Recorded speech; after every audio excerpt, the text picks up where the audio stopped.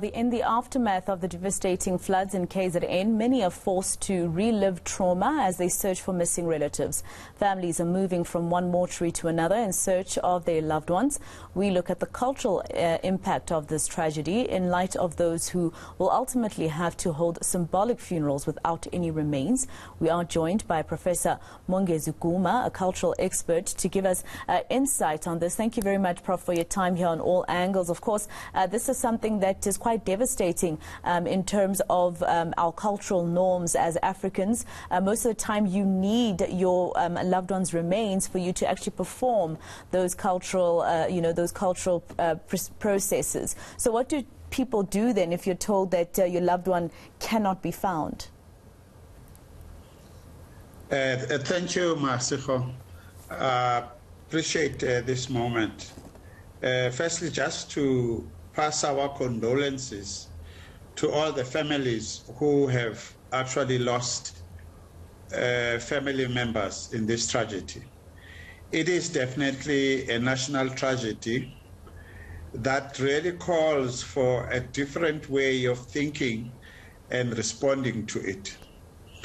It is, as you say, a situation that you can't anticipate and you can't prepare.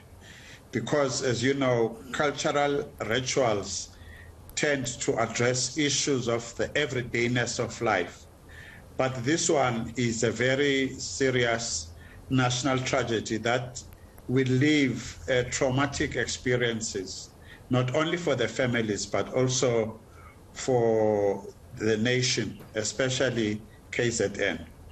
Having said that, it then raises a very fundamental issue for us as a nation, that in fact the tragedy lies not just in broken water pipes, in broken roads, in broken homes.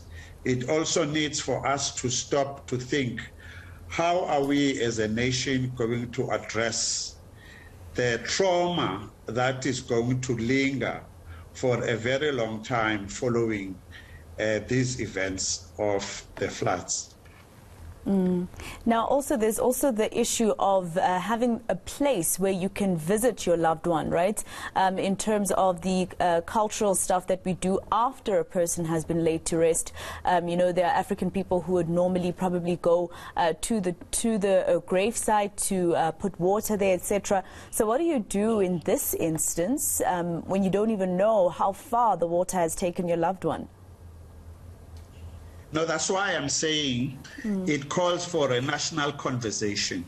And I could even dare to suggest that the CRL Commission should actually be getting its boots ready to coordinate and deal with how, as a nation, do we respond to this first?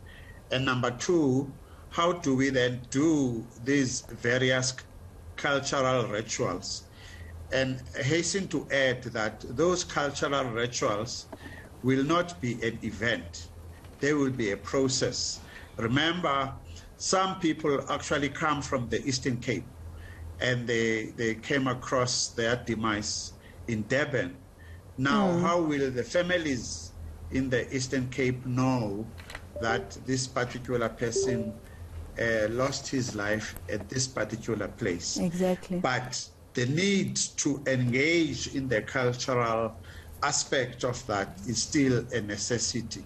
That's why then I'm saying, beyond talking about the 1.9 billion to build bridges and PRASA and all of those things, there needs to be a national conversation in which our cultural experts are brought together, where then they begin to set out a process of emotional rehabilitation and the healing of the lingering trauma that will definitely be there, whereby they are able to engage both the families in their cultural and expected and anticipation.